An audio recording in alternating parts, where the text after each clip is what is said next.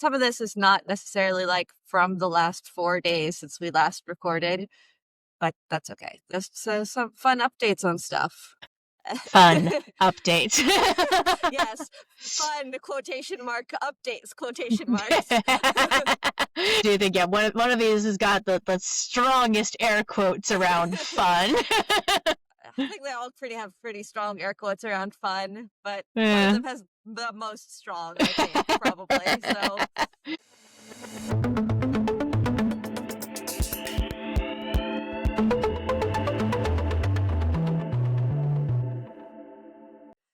hello and welcome to the Fast and Broken podcast, where we take a critical look at the fast-moving world of tech and online culture. I'm Carly Rector, a software engineer and startup founder who has used Claude Code heavily over the past, 9 months since it came out, on like 5 total different startup projects. So I'm a Claude Code power user, one might say. So.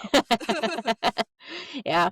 And I'm Teresa Kramer, MBA student, project manager, and semi-professional voice actor who used ChatGPT like once ages ago, and I have not touched it in an entire year. So I am like an AI anti-user almost. Yeah. Which is relevant to our first topic on the agenda today, which is moving back to something that we talk about fairly regularly, which is basically like the impacts of AI on people's jobs. And this one in particular, we're talking about coding again. We talked about the one coding study that everyone loves to talk about because it had a negative impact a while ago. But there are a number of other things that are measuring it. And in particular, we have a couple to talk about from DX and from Anthropic, which have a whole bunch of interesting data. And then after that, our other two topics are a Polymarket bet on Ukraine-Russia war and how potentially that was manipulated. And then Australia's under 16 ban on social media goes into effect today as of recording, although I think it's yesterday in Australia because Australia's ahead. But Australia's in the future, yeah. But yes, approximately now it is going into effect for real, which means that everyone's accounts are being deactivated by a bunch of social media companies. So that has some interesting facts, and I've seen some interesting results of that already. So that'll be interesting to talk more about. We've talked about keep the kids off social media a few times before also. So fun updates. Indeed.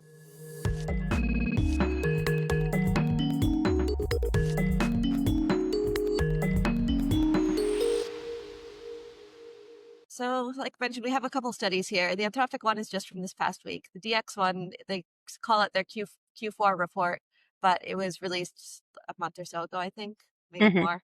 But basically, this is research on productivity benefits from AI and sort of like how organizations, especially like enterprise big companies, are using AI, especially for coding, but not exclusively.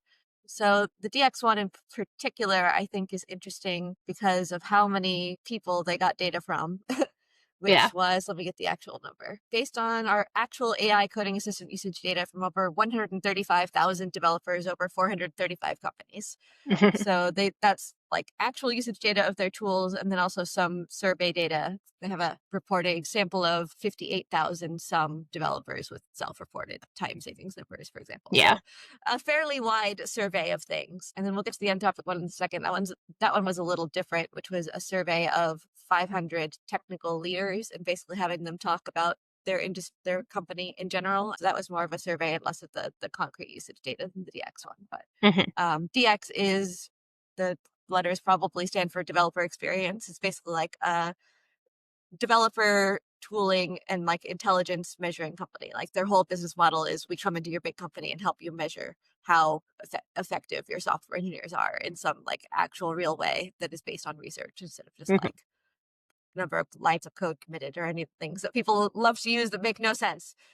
So they're pretty rigorous in some of this stuff.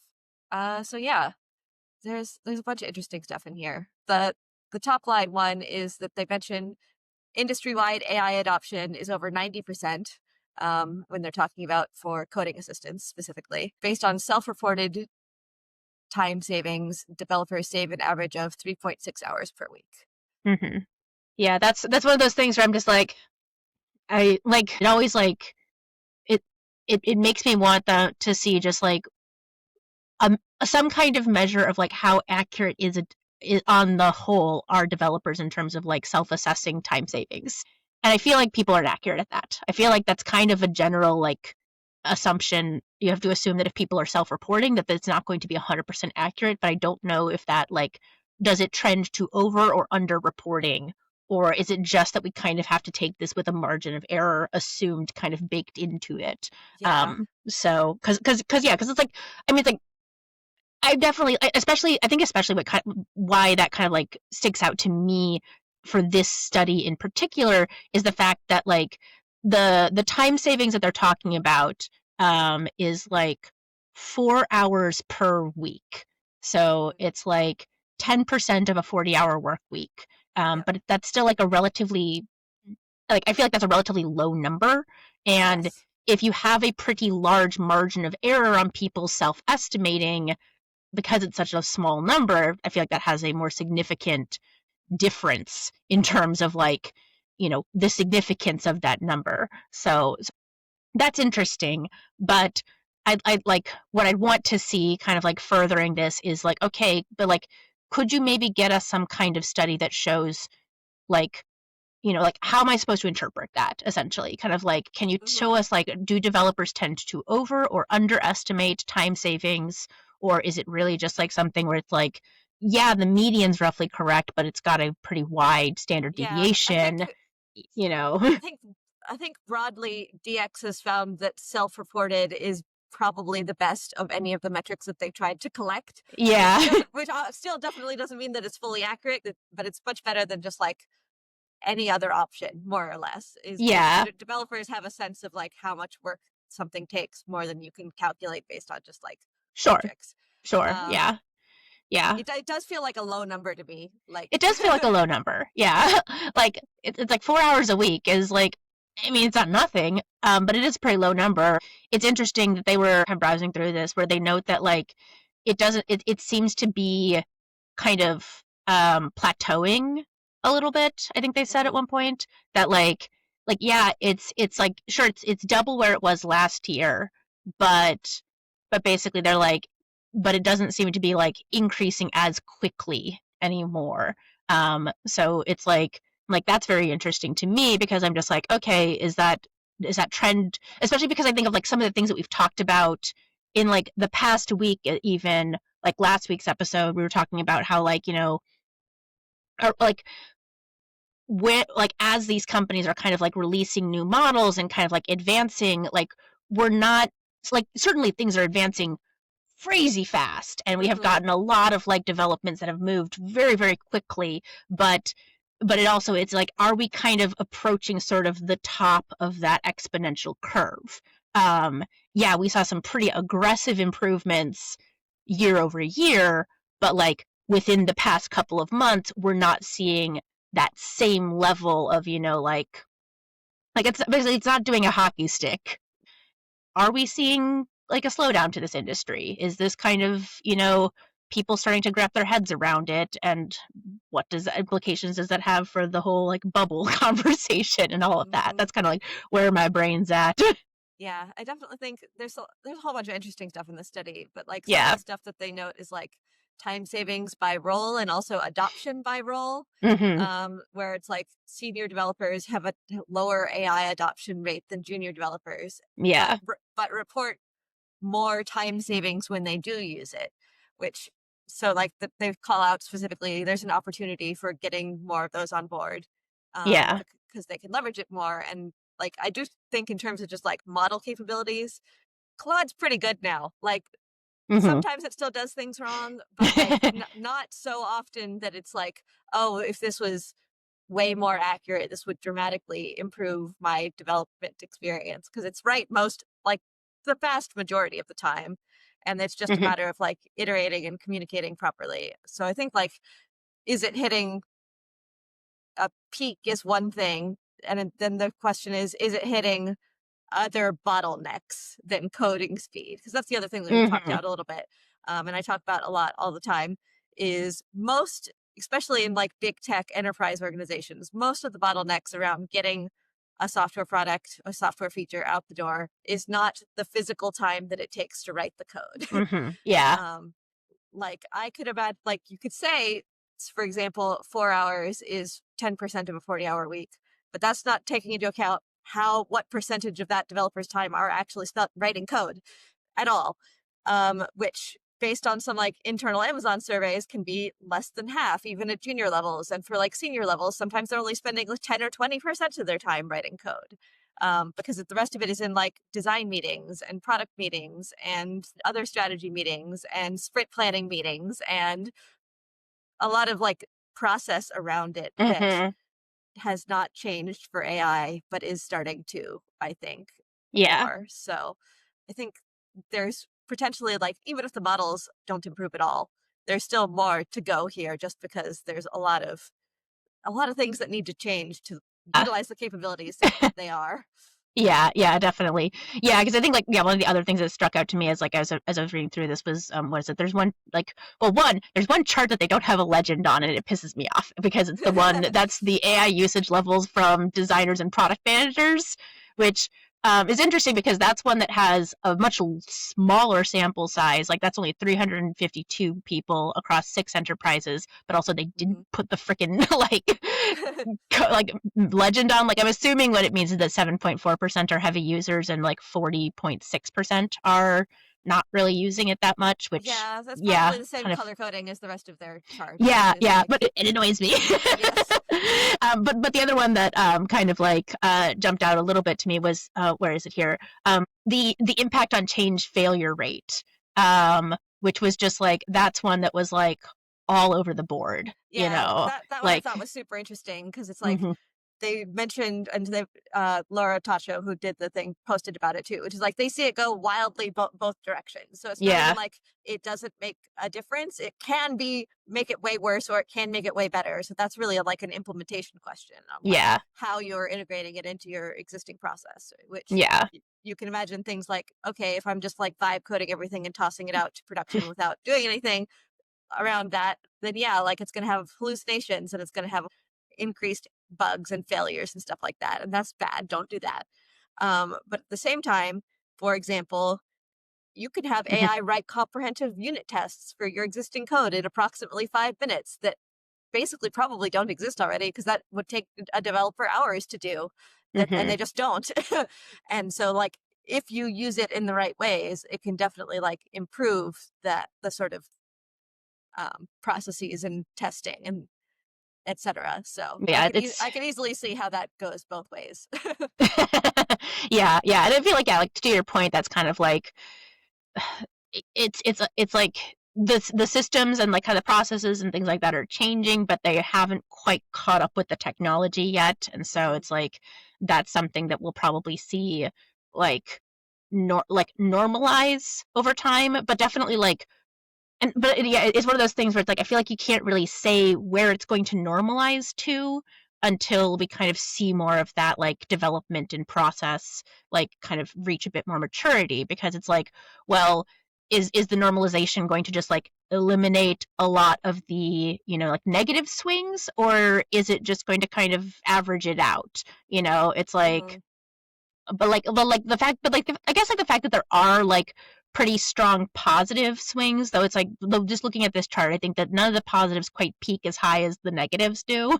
yeah. um like it's one of those things where it's like probably the outcome will be that it's generally net positive because it's like obviously like you want to eliminate the failures and kind of keep the good stuff around. Mhm, But it's also like, are we going to be able to get everybody up to the peak where the positives are at right now? Are we going to be able to raise that peak, or is it going to be something where it's like, you know, that peak is just like kind of a peak, and the average is going to sit somewhere below it? It's like mhm, there's sort of like interesting like questions we can't answer right now about that impact on quality and what it is going to look like, as we start to correct for some of these like, you know these failure rates. mhm, Because yeah, because like like what's interesting about that is it seems to be that like the what is it like the like yeah, I don't know, it's like the fewer failures seems to be kind of like it all kind of peaks out at the same spot. Like there's nothing that's larger than like 2.5% ish. So is that kind of the limitation of it? Are we only ever going to see it at that 2.5%? Could it go like higher, or like what does it look like in the future? I don't know. Yeah. Yeah. I think my high level thing looking at this, and we can also talk a little bit about the Anthropic one, is that Yes. I still hear people say like it's unclear if AI actually helps coding at all. And like it is so clear that it helps coding. Like I Yeah. would say that personally, but also just like Yeah, yeah. but like 90% adoption of something that didn't exist like 2 years ago is insane. That's pretty big. Yeah. um Yeah. I and suppose like it's very clear that it helps coding, but it's like, but how much? Like the magnitude of impact, I think, is something I'm kind of still quibbling over a little bit. yeah, because like you mentioned, the numbers are like talking 10% range, and definitely Yeah. a lot of people are like, think 10x, not 10% was the Meta guy's quote. And like, which is stupid, but again, like we were talking about, I hmm do think it does actually make me 10x more productive. Like, because it's just literally me churning out code for a new product, I Yeah. can definitely do that 10 times faster, at least, than I could without it, when I would have to like physically write all of the code myself. And because I'm Mm. like, that is the constraining factor, right? Like that's the Yeah. bottleneck for me, is the actual physical creation of the code. And like that's not true for a lot of developers, or for a lot of like hmm organizations more broadly, because you have to make some decisions before you can start writing the code. Yeah. And hmm that takes a while, just like fundamentally. And like AI does not solve that problem. You still have to like make the decision as an organization between the people. Like, AI can like advise you and pick what direction, and maybe people want to Yeah. like defer to the AI and stuff, and that helps. I don't know, but that still all needs to still happen. Yeah. um, but yeah, I think to what we were talking about last week with like, we're not going to just throw this all in the trash, and it's not ambiguous that this helps even a little. Like it definitely helps. Yes. And basically all the developers who are using it actively are like, yes, this definitely improves Yeah. my work by at least some amount. Yeah, yeah, no, yeah. I think it is definitely, though. It's the like, is it 10x or is it 10%? And I feel like the data is really Yes. falling down a lot more on that. It's more 10% probably, or somewhere between those two numbers. It's like, so on the lower end, though. I would definitely say I'd like, because yeah, like this definitely like does not bear out evidence, at least for me, that it's a 10x improvement. But I feel like part of that also, though, is that like, just from what we see here, there do seem to be fewer like senior level engineers, like people at your level of engineering, who are in their data set using it Uh-huh. actively. Because yeah, it's like they do have a pretty strong bias towards junior engineers using it. And I think they did say that like the more senior engineers who are using it do actually get more time savings than the junior engineers. And so Yeah. that does seem to kind of like bear out to sort of like what we've talked about previously in terms of like how you see use and benefit to it. But even then, it's like even the like staff plus level engineers who are heavy users that's only 4.4 hours per week. Like it'd be interesting, I guess, probably to see then like a task breakdown of like, because like again, to your point, it's like there are different points in the development cycle that it's more useful. Maybe that's a good segue to the Anthropic one, because if Yeah. we go look at page 10, it is titled AI coding agents boost developer productivity, and they have a survey around where do hmm AI agents open up more time for engineers? And they have like bug fixing, code generation, planning, reviewing and Yeah. testing code. And interestingly, these are all hmm basically the same. Yeah. Which this is why I like grain of salt this survey more than the DX one, is because this is hmm leaders reporting for their whole organization. Yeah. So I don't know they have the correct answers to these questions. Yeah, yeah. And I think that like it's also like in a way, like yeah, comparing the Anthropic survey to the DX one is a little bit kind of comparing apples to oranges in a way, because this is just Hmm. says like, where does it open up more time? It's not asking like how much time does it save on these Yeah. specific tasks. So it's like, yeah, it seemed like yeah, because like again, like it does seem like it's cross applicable across multiple different parts of the like software lifecycle. But it's like, okay, does it save you like, 10 hours on bug fixing and 30 minutes on code generation, or probably the other way around, but you know what I mean? Like, does it save Hmm. like, you know, is it saving you more time on one of these and less time on another, which is where we're getting, because DX was doing an average, we're getting that average kind of parsed out. Like, I think it definitely is a very big point that, like, the Anthropic survey is not actually, like, from developers' perspective. And it's not asking how much time it saves, it's just saying, does it open up more time? And that's like, it's very it's a very subjectively worded question, because Hmm. it could be like, oh, yeah, it turned a 1 hour process into a 5 minute process. Or it could be like, oh, yeah, it turned something that would have taken me a day into something that took me 30 minutes. It's like, Yes. those are both opening up more time, but one of them is an order of magnitude larger than the other. So it's Yeah, and like, like again, from my personal experiments, it can definitely do that latter thing a lot in yeah, a lot yeah. of these things. So yeah, like just reading through the categories they have here, they have bug fixing and debugging, code generation, which I don't actually know what that means compared to the rest of these. Planning and ideation, reviewing and testing code, code refactoring slash modernization, code based navigation, research and documentation. So I guess code generation is just like you're writing a new feature from scratch, Hmm. basically. And then you have like reviewing and testing, planning, because it is like there are a lot of steps when you're developing, and I do use Claude for all of these. I mean, yes, all of these. Um, like for example, like what authentication platform do I want to use? Claude, like go do a review and it can make me a Hmm. chart and be like, Auth0 has these features and WorkOS has these features, and what number of users do you think you're going to have? And this, because WorkOS is free under this, and Auth0 will charge this, and like so that's the research sort of phase stuff where it's like, Hmm. well, that would have taken me a long time to do, Yeah. and it did it immediately. And then I'm like, okay, so like, what would it take to migrate to WorkOS, for example? And then it could just like write up a whole design document for that, Yeah. and which again, like I could do, but like I don't feel any particular need to do that. Like that's not a fun part about coding for me. And then it Yeah. does that, and then it can actually just go do it, and then also write tests for it. So it's like all of those things it can do, and yeah, it's like which one of these things took the most time originally? I guess is the main thing for how where it opens up more time, and that depends on the organization because a lot of Hmm. stuff like the other thing that is useful that I don't use it for as much because I'm in startups is code-based navigation, which is like if you have Hmm. a big Yeah. legacy code base that no one understands, or even like just you personally don't understand, Yeah, you like can if you're new to a code base, yes, yeah. then it's pretty easy to just like chat with Claude and be like, okay, like let's give me an overview of this and how it works and talk about Hmm. the Hmm. things, and I can ask questions and stuff like that. That makes it Yeah. really much easier to get up to speed on it, and that kind of stuff. So, Hmm. Yeah.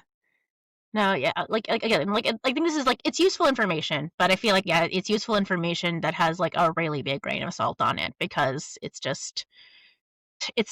so qualitative and it's so high hmm level, and because it's coming from like not the software developers but from like hmm leadership, it's telling you it with like from like a survey perspective, but and not from a like yeah, measurement perspective. So I don't want to say like it's not like a positive thing for AI. I just think that the like the level of positivity is very tempered. yeah. Though, let's jump to page 17, which is perhaps Yeah. what the leaders would know more directly, which Yeah. is whether it's delivered financial value. Mhm. Um, and it says 80% of leaders say AI agents are delivering financial value today. Yeah. So basically, like it was agree or disagree with the following statement: Our investment in AI agents has already delivered measurable financial impact for our company. So that's both like already delivered and measurable. Mhm. Um, we have numbers that are like from 72 to 83% agree, depending Yeah. on what the size of the business, basically. Yeah. No, yeah, that's definitely the number that's more like, okay, yeah, some like, but again, like quibbling on data. Hmm. That's also, though, it's like it's measurable.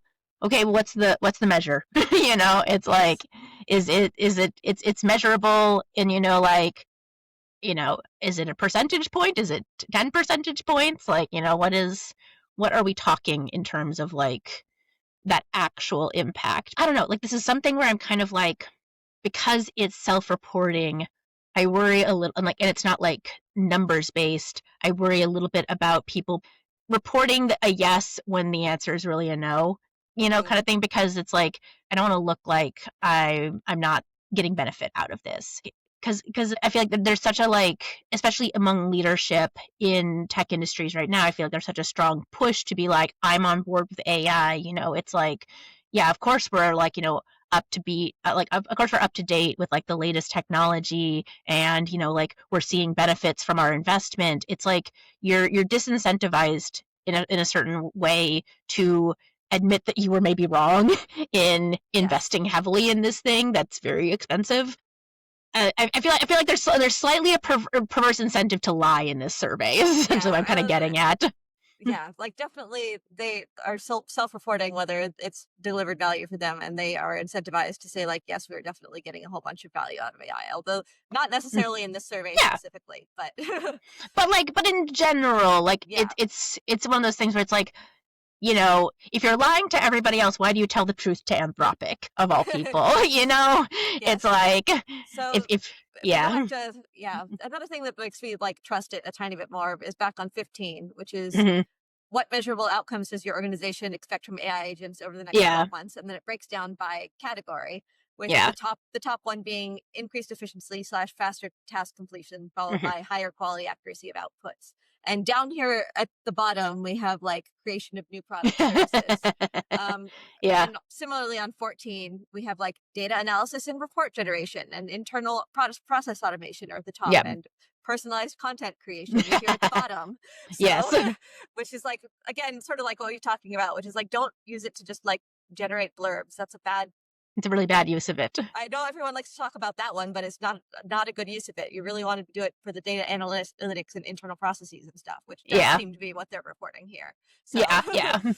Yeah, like again, I'm kind of playing devil's advocate on this yes. entire report, just like from a statistics perspective, like from a like research rigor perspective of I'm basically I'm picking on like, I don't super love how you've gathered this data, and I don't super love like the subjectivity of the data, but I don't think the data is like 100% lying to us. I Hmm. just think that like, you know the degree to which it's telling the truth is definitely not 100%, is kind of like where I'm coming at this. But yeah, like I definitely I do like the fact that it does seem to like, correspond to a lot of what we've been talking about, where it's like, yeah, it's like, no, content creation, like using AI for content creation, is dumb. People, in fact, don't like it when you do that. It's like people are already like, got like, I think right before I hopped on this call, I saw somebody talking about how like McDonald's has jumped on making AI ads as well. Like they got an AI ad going in the Netherlands right now or something. And I'm just like, oh, boo, I hate that. And like, because Coca-Cola's got their new stupid AI ad out for the Yeah. holidays. And I remember last year when I was visiting my family for Christmas, it's like me and my brothers like sat on the couch for like a solid half hour watching that ad and tearing it apart. Yeah. Like just like critiquing like how dumb it looked, how stupid it was that they spent so much money on this, and it's like, and then we went and had a Pepsi, it's like, and like we don't drink Coke anyways, but it's like that made me like even more turned off of like Coke and Coke products in general. So it's just kind of like, Yeah. The yeah. other one that I keep doing lately is, did you see all of the Mm. Skechers AI ads that got defaced from Oh, the light rail? yes, Did you see that yes, I did see those. did you see that they took them down and put up new ones? Oh my God, why? Yeah, It's so bad. especially at the Pioneer Square station. It's just like the whole thing is a new Skechers ad that is clearly also AI. And it's like, guys, did you not like Did you not not learn learn your any? lesson? Yeah. No, they did not learn. No, no, of course not. Yeah, no, I did like, yeah, because I think on the Capitol Hill light rail station up here, it was just like all over, people just like writing all over those. I'm just like, good. Thank you, Seattle, for being like, to our discussion last week. Seattle hates AI. I'm Yes. just like, yeah, there's evidence of that right there. But yeah, it's like, I think that this is like, I think it's directionally correct, is kind of like, I think what I would say is like directionally correct in that, yeah, probably like AI is going to have the most impact in these data analytics and process automation places. It's probably going to like, have the most measurable outcome in like, efficiency and accuracy, and that sort of thing. And it's like, is it going to generate financial impact? Like, yeah, I think so. It's just that, you know, what's what's the like? what's the measure of those things? Is it going to move the needle significantly? And kind of like to sort of like tie this into the DX report, it's just like, well, maybe like 10%. It's like Mhm. probably not like it just does not to me at any like, and because I don't like because Anthropic's not asking this, I wish they would. Um, it's like I wish they would ask more questions about like level of impact. How much do you see this helping, kind of thing, um, as opposed to just Yeah. like, No, they yeah, do like have because like and some. I know they've got stuff in like the latter part with the whole like AI agents in production section. Yeah, I was gonna say they Um, have some case studies at least, but yeah, they do at least have some case studies, but it's like, but like the case studies, I don't think I haven't looked through a lot of them, but I have like. I don't know, like they're not put in a context that I would want them to be put in, if that makes sense. It's like, yeah, the Novo Nordisk one I felt was the most compelling and the least like, yeah, we're getting 20x improvement on blah blah blah. Blah. yeah, Um, yeah. I don't think I um, got down to that one, but yeah, that's I what think page is that one of on? he's 25, 26. Top of 26 is what I'm looking at in particular, Okay. which is Eee. their results and impact. Because they talk about basically like producing the clinical study reports, which is a Yeah. document up to 300 pages long and that has a whole bunch of manual errors in it Mm-hmm. when people do it all of the time anyway. So basically, they built up something to help do that faster. Yes. And they say specifically it takes 10 plus weeks to 10 minutes for clinical study Mm-hmm. documentation, 95% reduction in resources needed to create device verification protocols, review cycles cut in half as output quality improved. So, Yeah. Yeah. That one's good. I like that one. yeah. Like, yeah, which again is like why I say it's like I don't think anything in this in like the upper like the non-case study part of the document is directionally incorrect. I think it's just like, yeah, it's like where are we going to see those the like, it's like what's the level of impact of those time savings? And so yeah, because like so that one like is very much like that's huge. That's yeah. really big. And yeah, and I do think that's super useful. But yeah, but like and I think like the one below that too, the Doctolib one does also do a good job of like putting comparison points on either side of the impact. hmm Um, and it's like, and for example, like, it's like the L'Oreal one is also good because it's like 3 nines of accuracy on queries for Yeah. like, stuff like that. And I'm like, that's also like fantastic. But yeah, there's some of the case studies in here where I'm just like, give me a before and after for the love of God. It's like, I would love to see you tell me, like, yeah, like, what was it beforehand? Especially in the numbers where they're just like, we have this many more users. And I think it's actually Lovable, which I said L'Oreal, but it was actually Lovable, where it's like, yeah, we have $40 million ARR. And it's just like, Yeah. I mean, compared to what? Yeah, no. compared to Zero, because Lovable's whole product is an Mhm. AI app coding tool, basically. Yeah. Lovable is you go and you make a site. It's Mm, basically a wrapper around Claude that you can go to uh, a website and be like, I want to make an app, and you talk to nice. it, and it does all of this sort of like back end infrastructure for you, so you don't even have to do any of that stuff. Um, Very cool. so they're making a bunch of money from people doing that. So I mean, that's pretty good. That's pretty good. But yeah, yeah, like, I don't know. Yeah, it's interesting, and like I do like seeing this stuff because I think this stuff is more stuff that's like, I don't know. It's like it's more concrete. It's that one thing that I'm always picking on. It's like AI not having business models that are functional, and I'm just like, here it is. Okay, this is stuff that I can actually like get behind because it's like, yes, this is actual functional usage for, hmm like consumers, and like yeah, improving efficiency for actual like, developer teams and products and what like and stuff like that. So it's like, yeah, I don't know. It's like I would love to see freaking OpenAI put out one of these, see what they have to say about it. Who knows if they'd actually see the same level of results that Cloud's generating here. This is something that I'm like, okay, like lends optimism to the fact that AI isn't completely a bubble. yes, Like it's definitely overvalued, but it's like this yeah, at like least indicates that like there is benefit to it. Yeah, like that's my high level point here is that like I said at the beginning, I still people see thinking that like AI might be totally useless. All of this is just lies. And it's like Yeah. I really No. don't think so. Hmm. Yeah, yeah. Like No, like it definitely does not seem like AI is useless lies.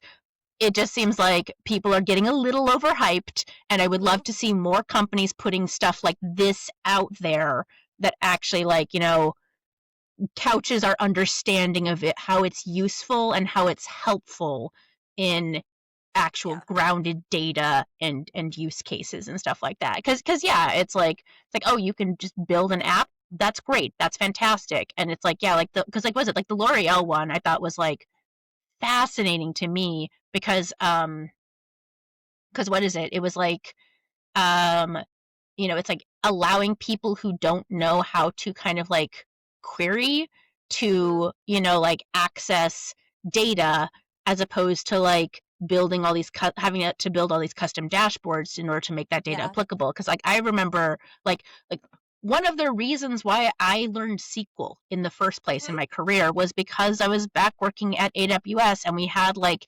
access to a database, and it was the only way to get answers on certain questions about like customer billing and infrastructure. And some of the usage data that was provided in customer reports wasn't granular enough, or like, didn't have the right level of information that I needed to like help answer some of these questions. And so I would teach myself SQL so that I could actually like get the answer to the questions that the customers were asking about like their AWS billing. Um, Mhm.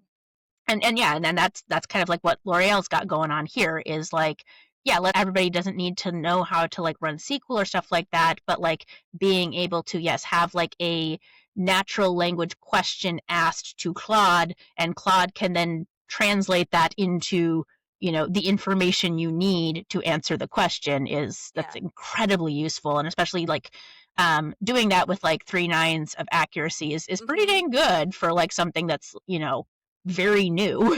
Yeah. Because you can only imagine that that's going to improve as time goes on. Yeah, I thought that that one was particularly interesting also from an engineering perspective because like it's not only Claude that they're using. They mentioned Yeah. Claude serves as the main orchestrator of multiple specialized agents that work together to transform user questions into insights Hmm. and visualizations. So like basically you are asking Claude, but then Claude has access to a whole bunch of different tools Hmm. that it can use. So Claude is executing the judgment, but it's also using tools that are like more specialized that are like, Yeah. okay, if what you want is this, I have an API for that, or Yeah. etc. I have an agent that is really good at doing this one specific thing. And Claude decides when that's the thing that is needed, but it Hmm. also pulls in a whole bunch of like other systems that can do things better Yeah. and are not necessarily LLM based in all cases. So that's I built systems that have done that also, and I think that's a really good sort of like architecture is that you Hmm. have like the orchestrator model and that is an LLM that understands and can figure out what you're asking for, but then it for all of the tasks, especially the ones that are like math and stuff, you don't have to actually do that in the LLM. The LLM just has to know like what calculator to use for it, basically. Right. Right. And I think that works very well as in my experience, and that's how they got 99.9% accuracy, presumably. So, Yeah. No. Yeah. Yeah. Super cool. It's super cool. But yeah, yeah, like that whole part of it, I think is for me is more interesting than like this is what leaders think about the direction and efficacy and mhm, et cetera about things. I'm just like, that's fine, that's cool. But yeah, it's like, oh, look, they built a tool that lets non-technical people access the right data without needing like the technical skills to query a database. That's really mhm, cool, you know, yes, yeah, with accuracy.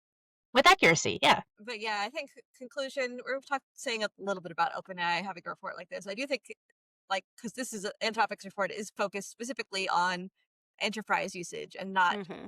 consumer usage, because that is their focus. And I think that's what more and more the split between OpenAI and Anthropic is. Yeah. Is OpenAI is like we built a social app, and Anthropic is like we published a report on how enterprise are improving their internal processes, basically.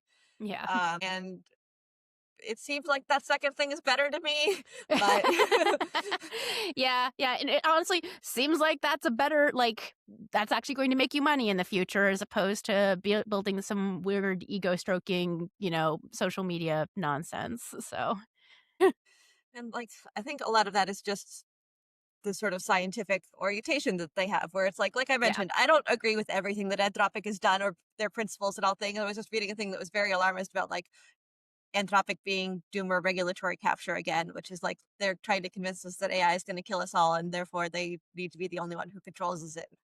Which, like I've mentioned before, I don't think AI is going to kill us all in the same way that many people at Anthropic clearly do.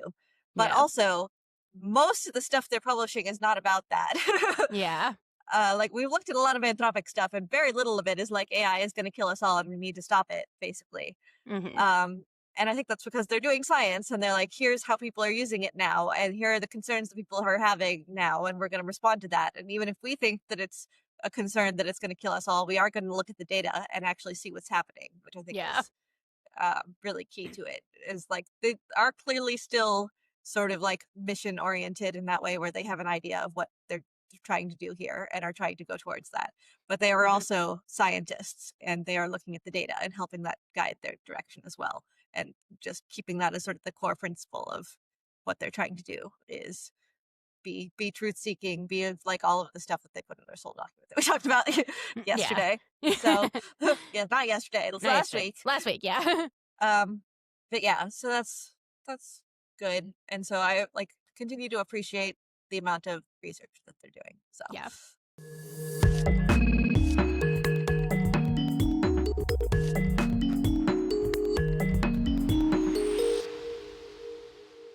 so we talked previously a bunch about prediction markets, and we talked about a one sort of interesting thing before where someone was cheating, quote unquote, insider Hmm. trading potentially on a prediction market when it came to the Nobel Peace Prize, where it looked like probably what happened was they got access to like the WordPress server where they were going to post it up slightly ahead of time, and therefore were able to trade on that information. Hmm. This one is a little bit less fun. Yeah. A lot bit less fun. So this headline from 404 Media is quote, unauthorized edit to Ukraine's frontline maps points to Polymarket's war betting. So basically, what happened is that there was a Polymarket bet. There's a bunch of Polymarket bets on the Russia-Ukraine war and specific things about it, but there was specifically one that was about whether Russia would take the city of Virnograd, I think is how you pronounce the city name. Hmm. Um, would take Virnograd by November 15th, basically. And how you do things on Polymarket is you have to specify like exactly the circumstances in which it resolves to yes or no, Yeah. and what's that looking at. So the definition of yes in this case was if this map on the site of the Institute for Study of War, which is a think tank that just sort of monitors conflict, showed this one particular intersection as under Russian control, basically. Hmm. And so what happened is at like 2 a.m. on November 15th, an edit was made to this map that basically added Russian control of that intersection that this Polymarket thing resolved on. And then the bet resolved, and it resolved to yes, Russia had taken the city. And then shortly after that paid out, it was quietly edited back to how it was previous to that. Yeah. So uh, ISW has not confirmed that this was done to win a Polymarket bet or by a person who was betting on it. But they did say that was an unauthorized edit and that they are not happy with the fact that Polymarket is using their uh, maps to resolve bets. Yeah. For perhaps several clear reasons, but we can talk about it a little bit more. Um, Yeah. No, yeah, like I read through this and I was just like, I'm pretty much in agree with them that it's just like, this is a pretty grim thing to be betting on. And it's like that's pretty honestly, that's pretty disgusting. mhm, Like, and like to the discussion that we had been having about like Polymarket, because I think like the thrust of the conversation we had about it then was like it's like, are these things, like better than the news? And it's just like I think we're starting to see like very much more and more evidence of just like no.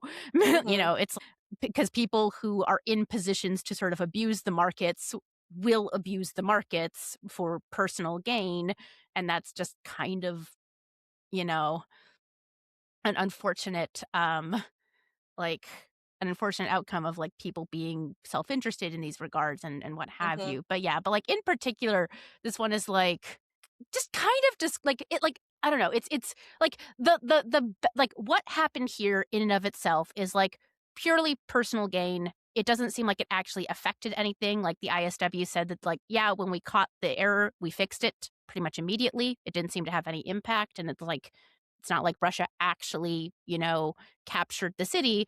Um, but like just the fact that there are Polymarket bets out there for like, oh, who's going to win this war in which actual people are being displaced, in which like actual people are dying, and it's like the sovereignty of a nation is being threatened, and it's just kind of like, what the hell, you guys? Like, just Yeah. how callous can you be? Like, Yeah. oh my And like god. where it comes from, of course, is that this is the future of news and that Yeah. this is gonna and it like helps people judge things basically. So it's like supposed to be giving a sense to people about facts like whether Yeah. Russia will control Munograd by this date and therefore be predictive in some way. That's why it's called a prediction market. But it's like Yeah.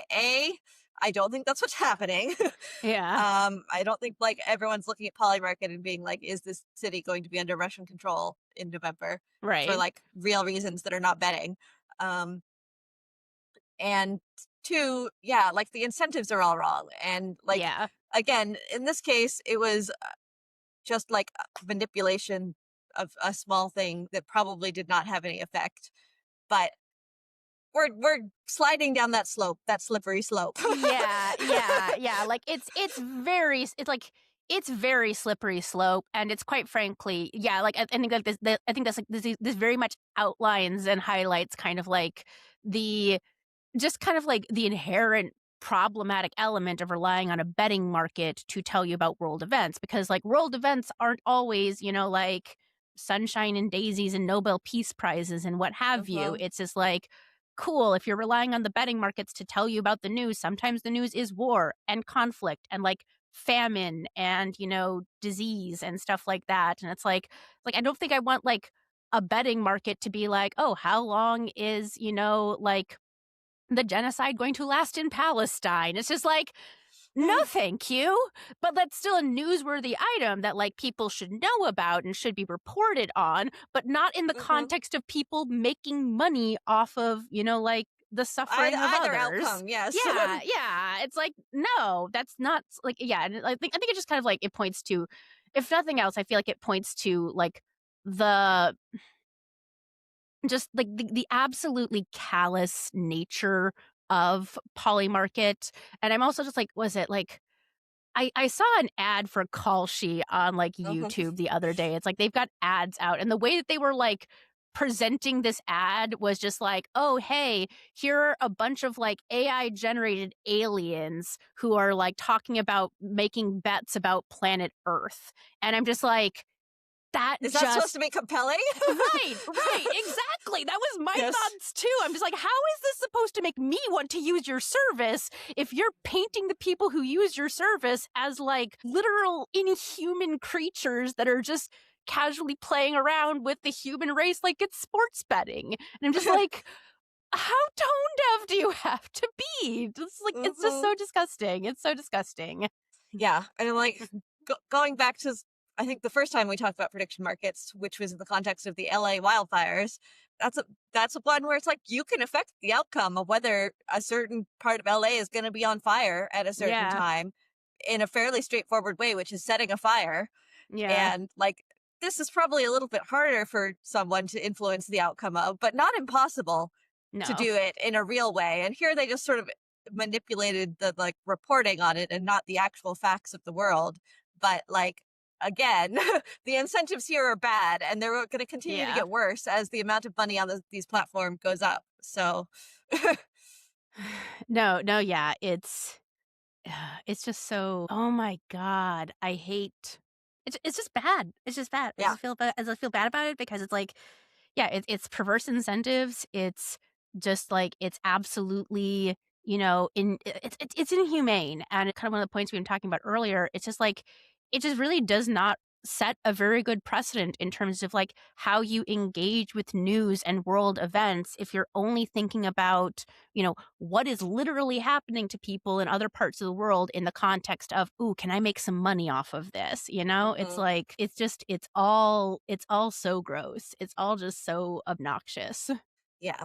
And it's like taking something that like should be for the greater like social good of the world in terms of like news, spreading information on what is happening across the world and figuring out a better way to do that. And it's like I believe that that's a good thing to do, just like if that Yeah. statement. I don't think prediction markets are the way to do this. No. So and Yeah. it's causing some bad effects clearly. So Clearly.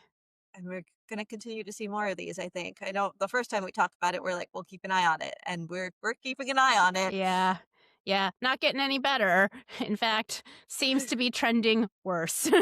Hmm. And Yeah. there's been a bunch of partnerships to do prediction markets, but both with Polymarket and Call Sheet expanding more and doing partnerships because it's like it's the big thing now. And obviously, Truth Social said that we're going to get into it too. We talked about that a little bit.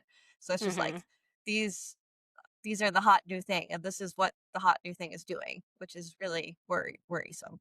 Yeah. Yeah. It's very worrisome. It's very annoying and I don't like it.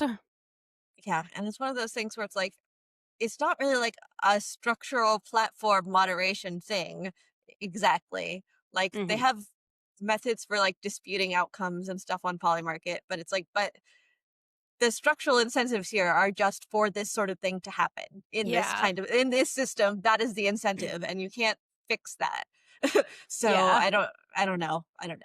Yeah, yeah, it's like yeah, it's one of those things, it's like they are benefiting from people have, like, putting money down on active conflict, and it's like, so Polymarket's not incentivized to stop this from happening. They nothing bad happens to them, and also Hmm. it's like, especially, like, when it's, like, things like this, because it's like it's just one of those things that's very much inherently about, like, your values. It's just kind of the principle of the damn thing of, like, you are literally putting money down on people's lives. It's just like it's the end of Squid Game. You're sitting there in your little gold mask watching people die, being like, "Oh, but I wanted that guy to live." And it's just like, that's disgusting. Yeah, but I guess some people don't think so. If that call she had is in anyway, this is Yeah. just really really worrying and depressing. But Yeah, it is very worrying and depressing, and I like one would hope that there would be some kind of regulation to come out of this, but not in the current administration. And it's also one of those things where it's like one would hope that maybe the company themselves would like have a spine and, put down some standards about what can and cannot be on their markets, but seems unlikely. So, yeah, seems very unlikely, yeah, unfortunately. unfortunately. But yeah, it was like because there's the outcomes and then there's like the specific things that resolve the bets, which are not necessarily the same things. And so that Yeah. can have especially weird downstream impacts in that people are doing things specifically to make this one specific thing that someone on Polymarket has decided Mhm. is the deciding factor on this happen. Oh, there was another story on this a while ago where I think it was the Coinbase CEO in his Mhm. like quarterly earnings call, like shareholder report call, at the end of his call was just like, and also NFTs, blah blah, blockchain, blah blah blah blah blah. Like, because there's apparently a Polymarket or call sheet betting on which words he would use during his earnings call. Oh my So god. he just listed them all off at the end just to fuck with people, I guess. So Wow. it's like that, That's rude. yeah. And it's like, what does that mean? Is that Mhm. against the rules? What rules? Like, it will cause a lot of weird effects on Yeah. things by identifying some random event as Mhm. worth a bunch of money to people, just like at random. Yeah. y- You have created a whole bunch of weird incentives on this one random event. And I think that's just like fundamentally a dangerous thing to do. So, Yeah. No, it's I don't like it. Just don't like it. I wish it would go away. I know it's not going to go away because, like, that they'd be asking for us to kind of like eliminate gambling as a whole, and that's not going to happen. People love to pretend that they know more than Yeah. statistics and chance and stuff like that. It's like people love nothing more than being like, I think that I'm going to defy odds, you know? It's like one of those weird things that like just uniquely makes us human. Hmm. But you could think we could have some better gambling regulations on these markets, or You even would like think. apply our existing gambling regulations to these markets, which is part of the whole thing with Kalshi, of course, which is Yeah, yeah. that they have argued they're not subject to sports betting laws because they're and events They're not contracts sports betting, for yeah. futures, yeah, futures trading platform or whatever. Yeah, It's yeah. like that's not it's it's the same thing.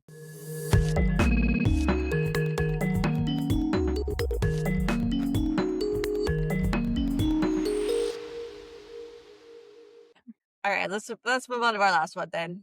Yeah. Um, which is Australia's social media ban for under 16 users going into place. Mhm. Um, which obviously we talked about this a little bit before. Some interesting updates since that I was updating myself on as I caught up on this today is they originally accepted YouTube because there was Mm. a big pushback on like, okay, but YouTube has a lot of educational content on it and people should be able to still like have YouTube videos and be able to watch them. And so they were like, okay, you could have a YouTube account, but you can't comment or basically like do Mm. any of the social features of it. And then all the other platforms got really bad about having a specific carve out for YouTube like that. Like Meta, Instagram's like, well, same thing. So we can't just say that for YouTube specifically. So Yeah. they rebanned all of YouTube again, and then are basically like, well, you can just not have an account and watch videos logged out on YouTube if you want to, or like the YouTube Kids app is still available. But Yeah. if you're 15 and want to watch YouTube videos, you cannot have an account on YouTube in Australia as of today. So, Mhm. and then the other interesting part there is that like this is a specific like list of apps that are banned that they have come up with based on Mhm. like what social media apps exist and have a bunch of users in Australia. Yeah. And it is not all of the social apps that exist that are covered by this law. It's only the explicit list that is like created Yeah. by that have done it, which means that they've already seen migration to other social apps that are not under the list, like the sort of like some of the Wow. like some of the TikTok alternatives, like Mhm. Lemonade and Red Note that people were using when TikTok was shut down for a brief period of Yeah. time, and Yeah. other things like that um, have gone up the App Store top lists as this happens. So it's like this just seems like I don't know if it's going to work in any real way because people Mhm. can just use VPNs or go to other Yeah. social apps and to like keep moving to other places until they find the one that they're allowed to be on. Right. Um, and B, it's just a bad idea. I know we've talked about this before, but it's just like not letting people on the internet until they're adults is a bad idea because then they don't know how to use the internet. Yeah. Yeah, and like, was it like as I was reading through the article, it's like, yeah, like the one big thing that jumped out to me is this one kid being like, "Well, all my friends have gotten around the Snapchat filter, but I haven't, and so now all my friends are going to be planning things on Snapchat, and I'm not part of that." It's like, Hmm. it's like it's kind of like because yeah, I think one of the things that like the article in the Guardian specifically was kind of calling out was that like this is basically just sort of like incentivizing kids to learn how to use like VPNs and how to Hmm. circumvent internet bans and stuff like that. It's not actually really like, like if anything else, it's like congratulations, you're kind of like like was it they what they called it like moving children to quote the darker areas of the internet end quote Hmm. in terms of like them learning how to get around these things. And also even like yeah, in the article like some of them are like yeah, like parents were helping their kids do these things. And Yes. it's just kind of like it's like I think you might be slightly misguided if, it's like there are parents out there who are just like, I'm going to help my kid break the law. Yes. So it's just kind of like, yeah, like what are you doing? And it's like, and yeah, like the point to like what kids were saying, like, like what actual like teenagers were saying is just like, cool, this is shutting down my social life. Like, Hmm. like this is making it more Yeah. difficult for me to connect with real life people who I talk to, Mm-hmm. and like, have that aspect of social planning and stuff like that, because it's like like social interaction is on the internet now. It's just Yeah. kind of a fact of life. We really just need to accept this, and kind of like implying that, like, people, like, that teenagers and children and stuff can't do that until they are a certain age is just, it's so backwards. It's so backwards, and it's like it's so harmful to the people that it's like purporting to protect, and it's just yeah, like in this one in particular, because it's just like this list of apps specifically. It's so weird because it's also like, was it when you look like the ones that like aren't banned, it's like Roblox and Discord and like Steam isn't banned, LinkedIn isn't banned, kids can get on LinkedIn. But it's just like it's such I a weird, it feels like such a weird kind of list, you know? It feels Yeah. like it's just kind of like WhatsApp isn't banned, and so it's like there's a lot of things on this list that I'm just like, "Okay, but why this, not that?" And it's like you're just making it harder for like children to, one, interact with other children, but two, for them to like like understand how the internet works. Yeah. It's like we should be teaching kids and or parents how to Yeah. evaluate whether these platforms are like right for their kids to be on, and not Yeah. just like the government has a whitelist that you're allowed to go to, because Right. that's weird, and also like doesn't make sense depending on like how you're using the platform. Like a bunch of teenagers do use Snapchat, probably not to look at snaps from like random like influencer creators, but to Mhm. like talk to their friends. Yeah. And like kids like Snapchat because the messages disappear and they're not leaving an endless like trail of their activities on the internet, which is like, Yeah. okay, that sounds fine. Mhm. um, like that kind of like understanding that I feel like people need to, that literacy, that platform literacy that kids need to build, parents need to build to help their kids build it. Yeah. And instead of that, they're just like making these blanket decisions at a government level. And it seems like a bad idea. Yeah. No, it But yeah, is annoying. like we've talked about before, there's been research that like the number one thing that kids do on social media is like talk to their friends, either like internet friends or even just the friends that they have from school. Mhm. Um, and I think there's a wider trend here that is like you mentioned, all social interaction is just on the internet now. Whereas like you might have picked Mhm. up your landline phone and called a friend at some point. No one Yeah. is doing that now. You don't have a landline phone. Like that's Mhm. just like that's not how people communicate. And so you're cutting off their actual communication mechanism, and also third spaces, and also kids aren't allowed outside anymore because stranger danger, and just Yeah. basically like we have created an environment where kids are cut off from connections to other people in their real lives, and then also cut them off from the internet too. Yeah. And and that seems bad. It's like, I think that kids could get off their phones a little bit more and go outside? Like, sure. Like, Mhm. probably all of us could get off our phones a little more and go outside, and Yeah. we could have some things to like help people do that more, like Right. having places to go that are outside, or less. Uh, Less helicopter parents, like, letting people go outside and do things, yeah, because like, whenever people talk about that, like, I always think about, like, the map that shows, like, the shrinking of, like, where kids are allowed to be from yeah. generation to generation, like, literally generation to Yes. generation of just, like, yeah, you could go, like, 3 miles away and your parents didn't care to, like, you can't leave the yard, and it's like, "What?" It's Yes. like, "Hello?" It's like the world has actually gotten safer in that time. It's like violent crime has gone down in that time, and yet we are more restrictive than ever in terms of like where we let children go. It's Hmm. like, what the heck? Yeah, and it's definitely there's a good "You're Wrong About" podcast about this, which is just like the whole Mhm. stranger danger epidemic and how Yeah. fake it is, obviously, Yeah. and yet how it has transformed how people think about like where their kids are allowed to hang out, Right. and Exactly.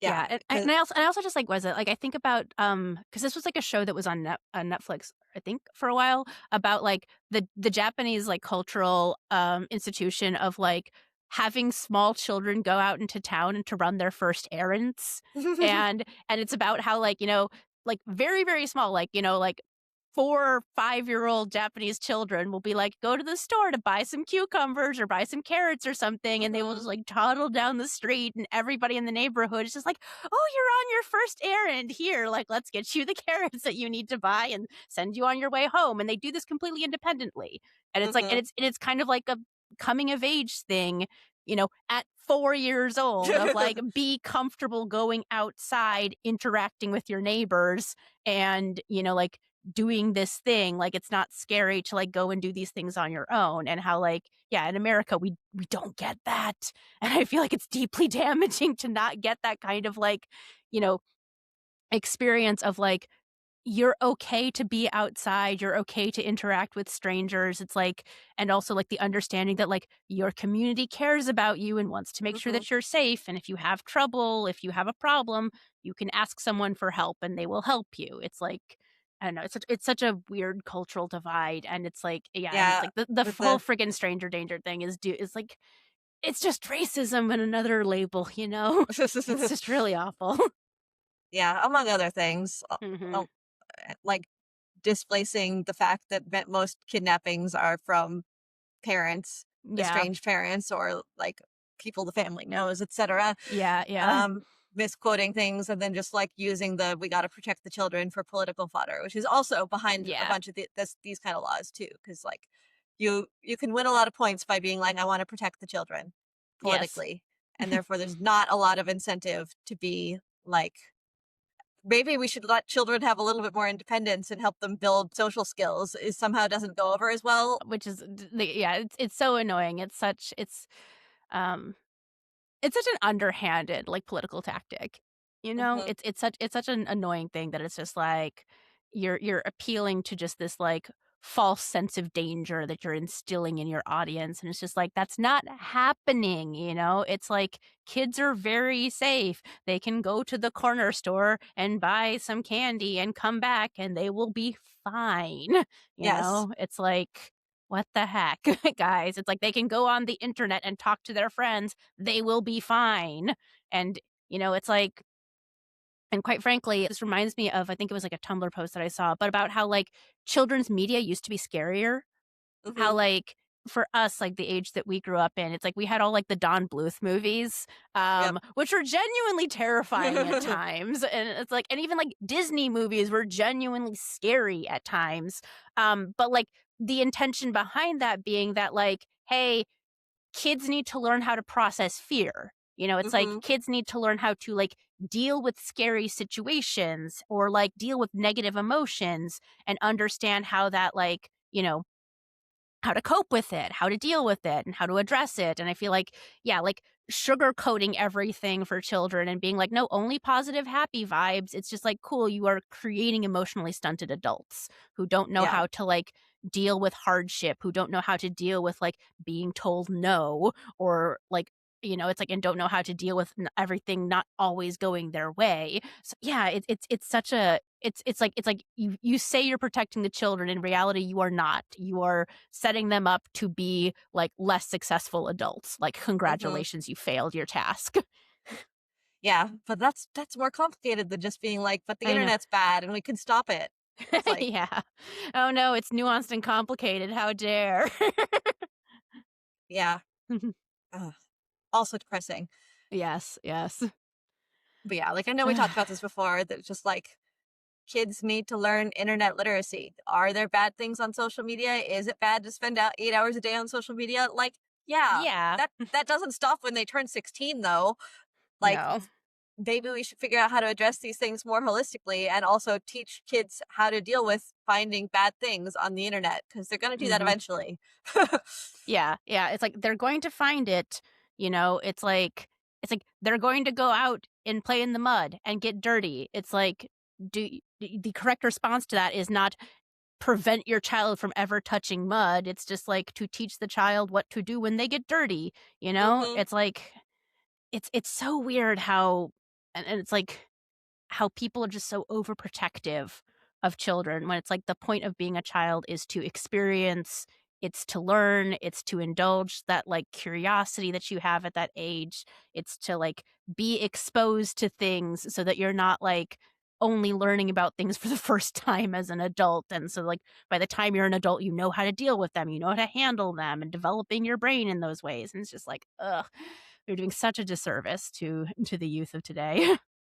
Yeah. And of course, many people are more cynical on this than me, but I'm a little bit cynical on it, which is that it's basically like trying to shield kids from actually engaging with world events, in the sense of like, is social media making kids more depressed, or are our current times just depressing and we and kids get to learn about it, like global conflict and like the current Yeah. political tenor and stuff like that. And it's just like, well, the solution is just don't let them know about it. And it's like, I don't think That's that's not the the solution. solution. Nope, that's not the solution. Deeply not the solution. It's like to the point of this is a nuanced problem. I would argue that the solution to that is one, maybe, like as we were talking about last week, update the algorithms so they stop pushing, it's Hmm. like sensationalized news stories, but also two, like parents need to know how to have a conversation with their kids about difficult world events. It's like Yeah. it's like like we were in high school when like 9/11 happened, and it's like you can't just like be like, nope, this didn't happen, just don't pay attention. It's like you do have to like talk to your kids about it, like make sure that they like know what that means. Hmm. And they can have like, a measured response to it. It's like kids aren't dumb. I feel like that's also one of those things like people like Yeah. in these situations are just like they seem to be treating kids like they are idiots.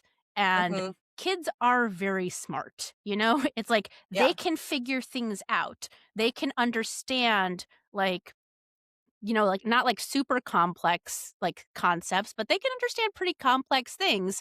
And it is in fact better developmentally for them to be exposed to more kind of complex things so that like they can develop like with a better understanding of those things. And it's just like I don't know, it's so frustrating, it's so annoying because yeah, it is just like you're just creating like a generation of people who are only going to see the world in such weird black and white dichotomies and Hmm. not understand how to grapple with nuance, not understand how to like deal with difficult emotions and stuff like that. And it's just like it's so frustrating. Yeah.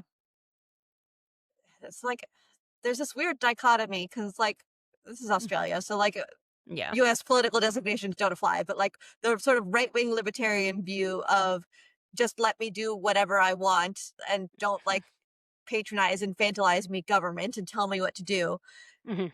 versus this like, okay, but we can infantilize them up to age 18 and then you're Yeah. not allowed to, then you're not allowed to be infantilized anymore. So it's like, Right, right. Yeah, that weird instant cutover where it's just like you are a literal toddler and capable of making decisions until you turn 18, at which point in time no one can tell you what to do. And it's just like neither I of those don't are right. I don't think that's how child development works. I'm pretty sure it's not. Yeah. Yeah.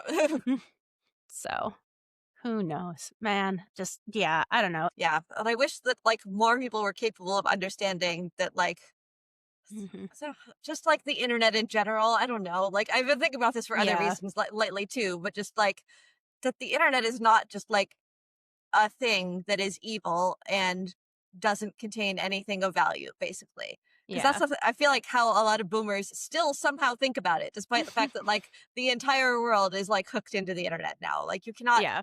blanket decide that, but you're like, no, it's the kids on their phones, and if we just get them off their phones, everything will be fine. And it's like that's Mhm. not. That's just that doesn't make any sense. So many things exist on these social media platforms. Just if even just like news, for example, like probably Mhm. a lot of people like not less lately, but a lot of stuff is just like it's posted on X. That's how you know what's going on in the world. Um, it's like Facebook groups are how you keep in track with like your local community groups. It's just like Yeah. all of that stuff is like that's where that is. There's so many, like, community gatherings, there's so many, like, events and stuff that happen on, yeah, like, Facebook and different social media sites. It's just, ugh, let kids do things. Yeah, there's just like 2025. so yes, it's just like it's not just stopping kids from doom scrolling on social media and like destroying their self-worth or whatever else they think they're doing. It's also stopping them from like engaging with the world around them in a very long list of ways. Yeah, And yeah. And yeah, like, and even stopping them from engaging with their local community, and it's just kind of yes, like, this is very counterintuitive, you know? yeah. So depressing, but it'll be an interesting, I guess, experiment case for Yeah, us to like watch the outcomes of. Which yes, I do expect a lot of them are going to be just be like the kids are like, okay, what app are we on now? Red Note, sure, we're on Red Note now. Like yeah. because we've been through several platform migrations of Mhm. we just like picked up and moved all of our friends to a different place where we can talk now. Like it's a pain, but it's not like Yeah, it's not that hard to do. So and then it'll just be like a cat and yeah. mouse game of like you have to stamp them out because they did do mention also in this Guardian article that they already like, reached out to maybe a different Guardian article linked here somewhere that they have reached out to some of the other apps that have gotten Mm, spikes in downloads already to ask them if they think the law should apply to them basically right. self evaluate that as um which is interesting. And it'll be interesting if they just keep whack-a-moling all of the platforms that the kids are going to and Yeah, how well that's gonna work out. So, seriously. Yeah, and also, like, I don't know, like, I'm interested to see, like, also how this holds up in terms of, like, Australia's constitution, and it's just like, I don't know, man, what happens if, like, some kids decide to take this to the courts? What happens there? But we'll see. yeah.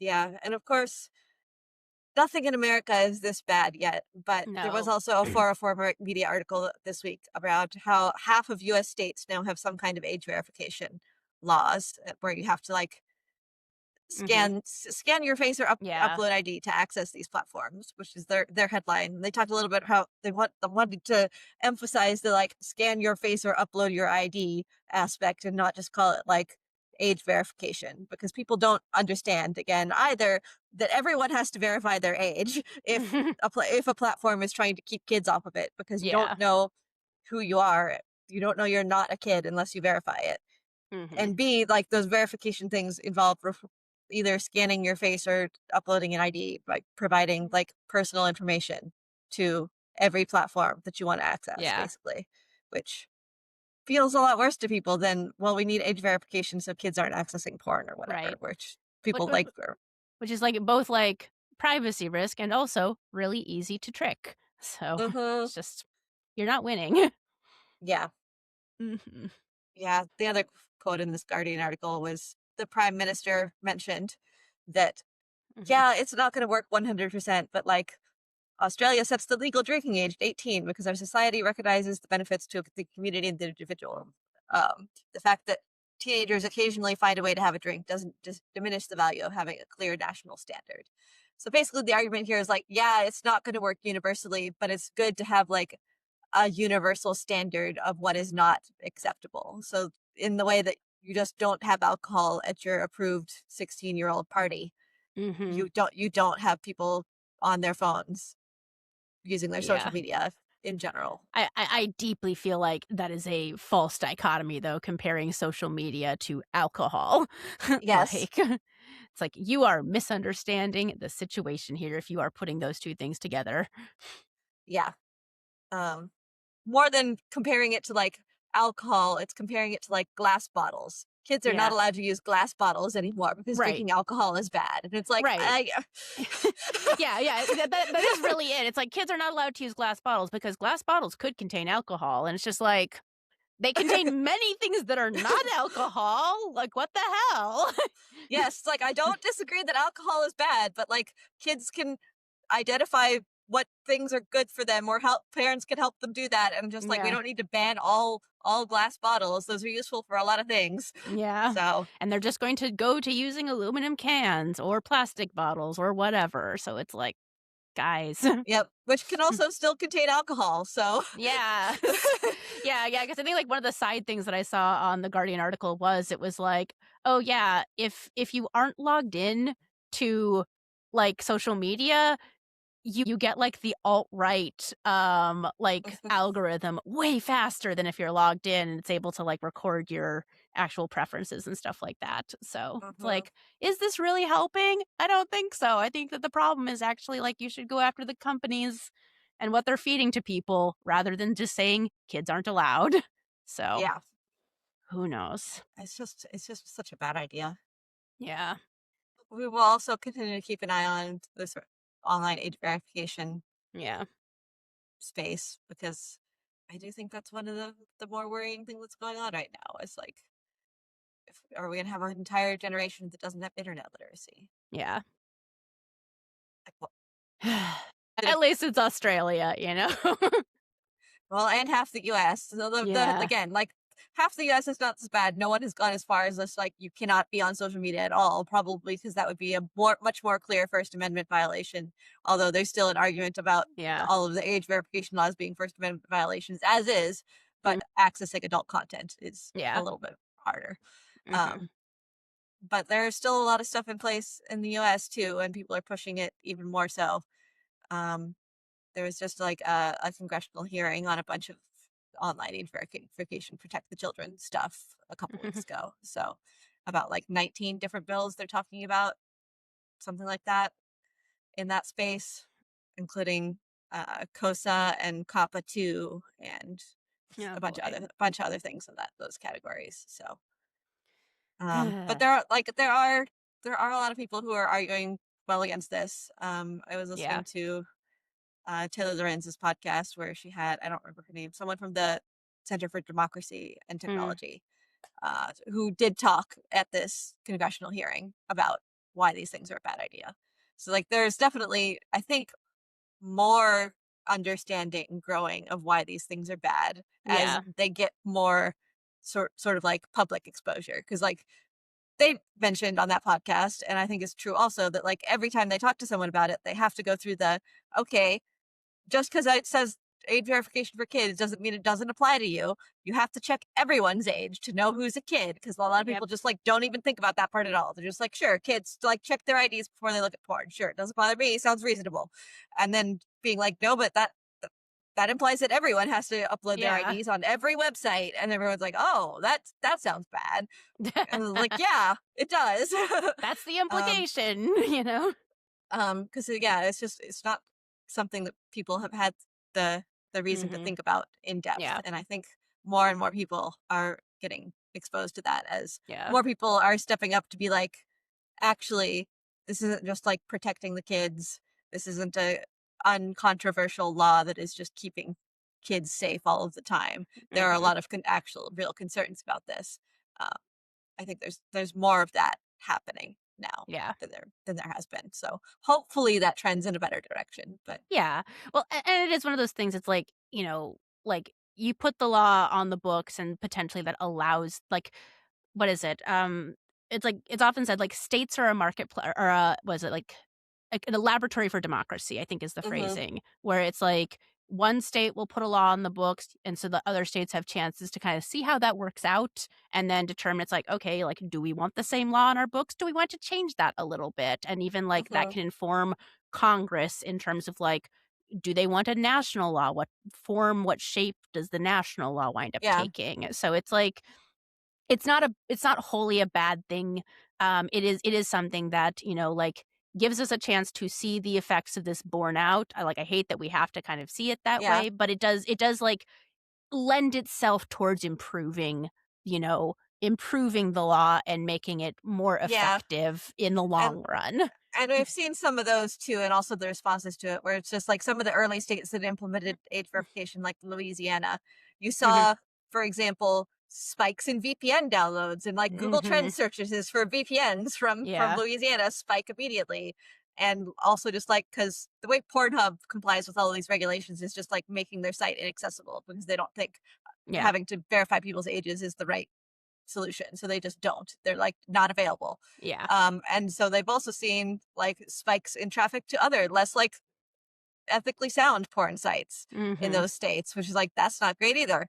And some people are being like, okay, so we need to ban VPNs then, for Mhm. example, which Nope. I think they're gonna get some more pushback on that one. Yeah. So People um like their VPNs way more. yeah, so those trends are starting to happen a little bit as people see the results of this and how not Mhm. really effective they are in a lot of ways and Yeah. how people can just like immediately get around it with a VPN. Um, Yeah, indeed. yeah, and so I think hopefully that will drive people towards having to come up with a better solution. But there, Hmm. I came up with a positive conclusion. We got there. We got there.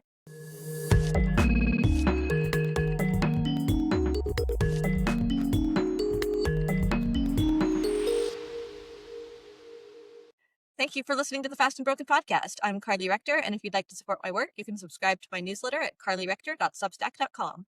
And I've been Teresa Kramer. If you want my voice on your products, visit my website at teresakramer.com. And if you enjoyed this podcast, leave us a like or a review. It lets us know people are listening and helps more people find the podcast. We will not see you next week because we're off next week, I think, right? That's what we decided? Oh, no, wait. No. Next week we're doing it. It's the week after we're off. Is it? Yes, because next week's it's 19th. I'll be around. Okay. So then see you next week. Bye.